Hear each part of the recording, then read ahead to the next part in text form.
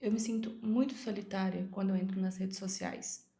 Parece que eu vivo um mundo que não é coerente, que não é certo. O meu ser, a minha identidade parece não estar à altura a como todo o resto do mundo é. Quem tá lá dentro, que são as pessoas que a gente acompanha, pelo menos eu, geralmente são aquelas pessoas que têm extremo sucesso na vida profissional. Pessoas que têm um relacionamento de invejar. Pessoas com um corpo e uma disciplina alimentar assim magnífica.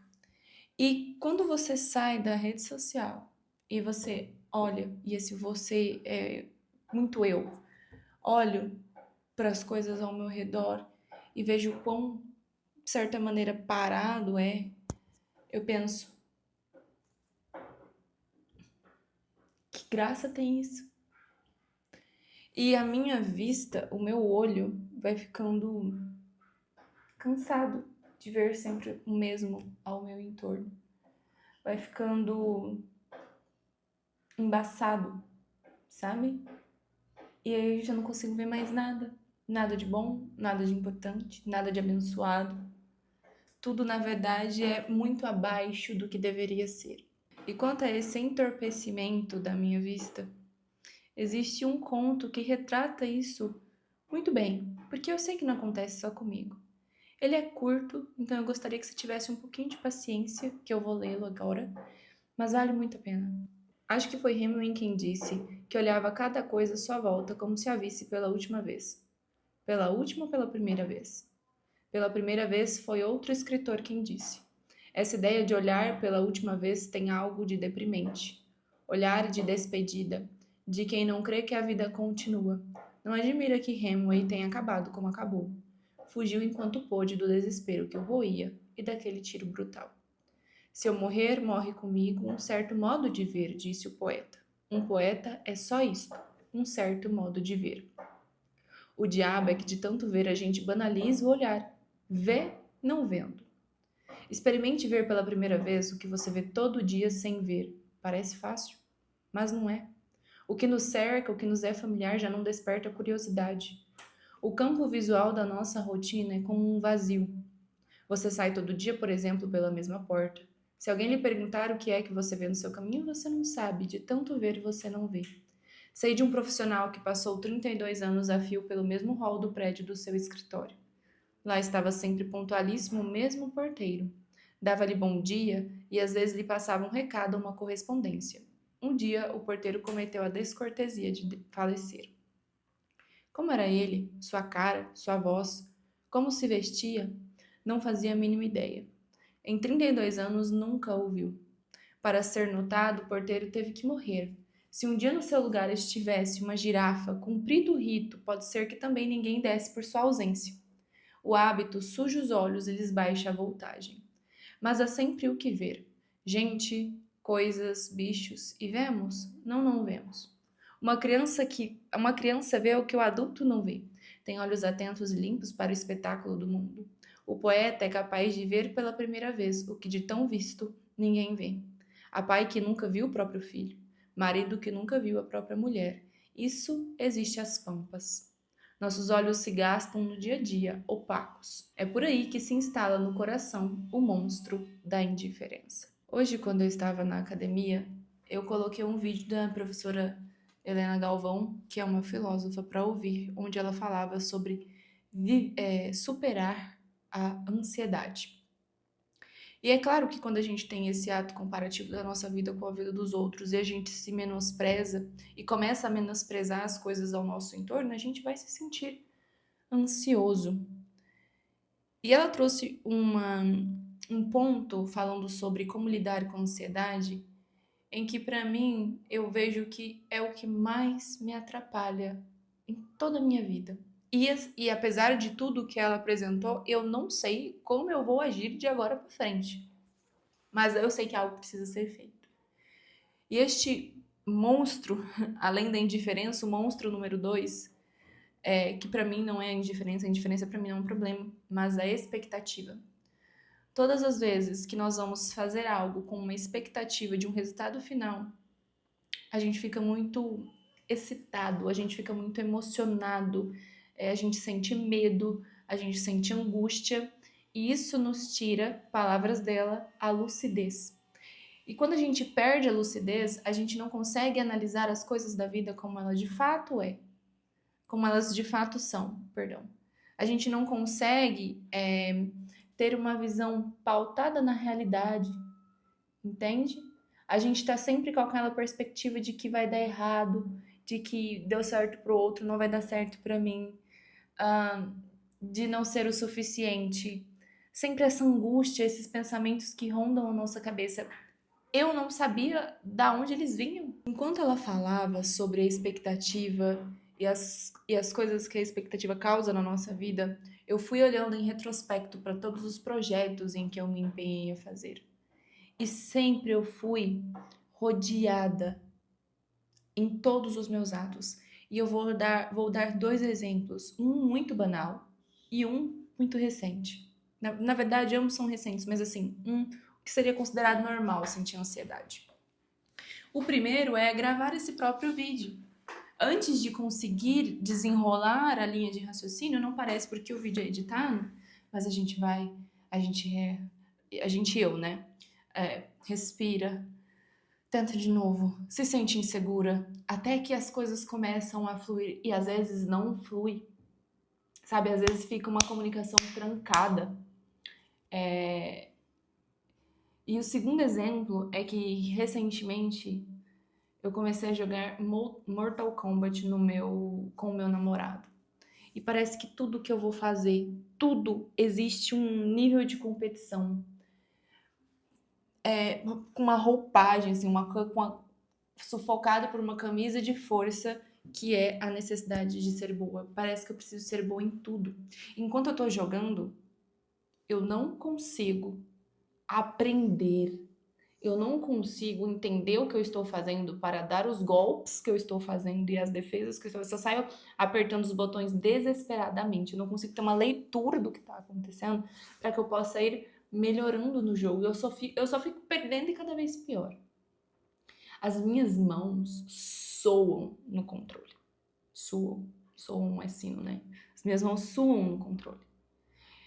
Eu fico muito nervosa, por mais que eu não, na minha mente, eu tente, não pense em nada, tô ali no jogo, mas o meu corpo tá mostrando essa ansiedade, esse medo de perder. Os meus pés, as minhas mãos estão geladas. E ao perder, o sentimento que fica em mim é de uma frustração tremenda. Então é claro que isso não é saudável. É claro que eu fiz o tempo todo este ato de jogar com a expectativa de ter um resultado final, de ganhar dele. Ou, se eu não tô jogando com ele, estou jogando no modo história, de agir perfeitamente, de ganhar muito fácil. E eu perco. E isso vai gerando frustração. Fica muito óbvio, muito cristalino para mim o quanto isso eu perco a minha lucidez diante dessas expectativas, principalmente diante da necessidade de atingir um determinado resultado, sabe? Um determinado padrão. E nós nunca vamos assim alcançar esse determinado padrão e pouquíssimas são as chances de que a gente tenha um resultado, que a gente chegue lá, basicamente porque se a gente não tem lucidez, se a gente não está presente no que a gente está fazendo, se nós não estamos fazendo a coisa meramente pela coisa e só na expectativa do que vai trazer em retorno, as chances de sucesso naquilo, as chances de executar um trabalho bem feito, as chances de aprender com o que eu estou vivendo, o que estou fazendo, elas se tornam mínimas. Eu vou deixar aqui na descrição o link para essa palestra. Ela traz muitos outros pontos e outros pontos muito importantes. Que assim como se você está se reconhecendo e se identificando com essas experiências que eu estou compartilhando com você, vale a pena assistir esse vídeo. Tem o ponto, né? Ok, eu reconheci, eu pude ver com os meus olhos, apesar de que eu ouvir o que ela estava falando, eu fui assimilando, pensando nas minhas experiências, em como eu me sinto e como eu encaro as coisas. Entendi que eu tenho expectativas sobre tudo. Inclusive sobre os resultados dos vídeos que eu publico. Fico ali, né, olhando, será que mais pessoas viram, menos pessoas viram? Isso é algo pessoal, mas é algo natural do ser humano, mas não deve ser cultivado. Não dessa forma, não pela busca desenfreada por números. Porque, gente, por mais que seja um vídeo recente meu, bateu 176 visualizações, que foi o maior que eu já alcancei nos vídeos, seja um número relativamente pequeno para a proporção que um YouTube consegue alcançar, caraca, gente, são 176 pessoas que, por mais que não assistiram o vídeo inteiro, clicaram interessados para poder saber o que eu tava falando, que legal. Eu nunca falei com 176 pessoas ao mesmo tempo, entende? Uma mesma comunicação minha nunca atingiu 176 pessoas, são 176 corações, almas, mentes, corpo, e isso é relevante. Mas então, como agir de agora em diante? Quais são as formas de adestramento que eu preciso executar para não me tornar uma pessoa que faz as coisas buscando o resultado, mas pela coisa em si, para que eu possa aprender, para que eu possa ser lúcida. E eu moro com uma pessoa, que é o meu namorado, que ele é uma pessoa que não sente ansiedade. Logo, ele não tem expectativa. Então, essa forma que ela apresentou de estar presente, de fazer a coisa com calma, de fazer a coisa no seu ritmo, eu tenho uma referência dentro de casa. Então, assim, eu posso olhar para ele e aprender, e eu busco aprender com ele. Mas, assim, às vezes eu pergunto, cara, como que você faz isso para você não ter ansiedade? Como que você tem essa autoconfiança? Como que você lida com tudo isso? E simplesmente ele não consegue transcrever em palavras, porque meio que virou um natural dele. Um dom, uma bênção. Mas uma coisa que ele fala muito pra mim é: eu ignoro os meus sentimentos. Porém, eu já tentei fazer isso, só que os meus sentimentos são muito pulsantes. É muito difícil ignorá-los. Colocar ele de lado e segue fazendo trabalho. Então, o desejo, a expectativa que fica aqui, ó, quando tá gritando no meu ouvido, né? Então, o que fazer para silenciar essa expectativa? Como mudar o foco? Eu não conheço nenhuma outra maneira de mudar a forma como eu vejo o mundo a não ser o diálogo, sabe? A conversa comigo mesma. E talvez seja isso. Bom, pelo menos é isso que eu vou fazer. Conversar comigo mesma para sempre voltar a atenção para aquilo que eu tô fazendo.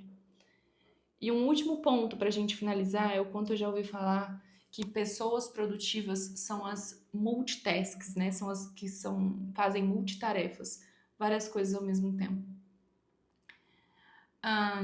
Isso acaba comigo, porque eu não sou uma multitarefa. É claro que eu posso fazer a academia escutando uma palestra da professora Ana Galvão. Gente, vocês acham que no momento que eu tô fazendo muita força, eu tô de fato escutando o que ela tá falando?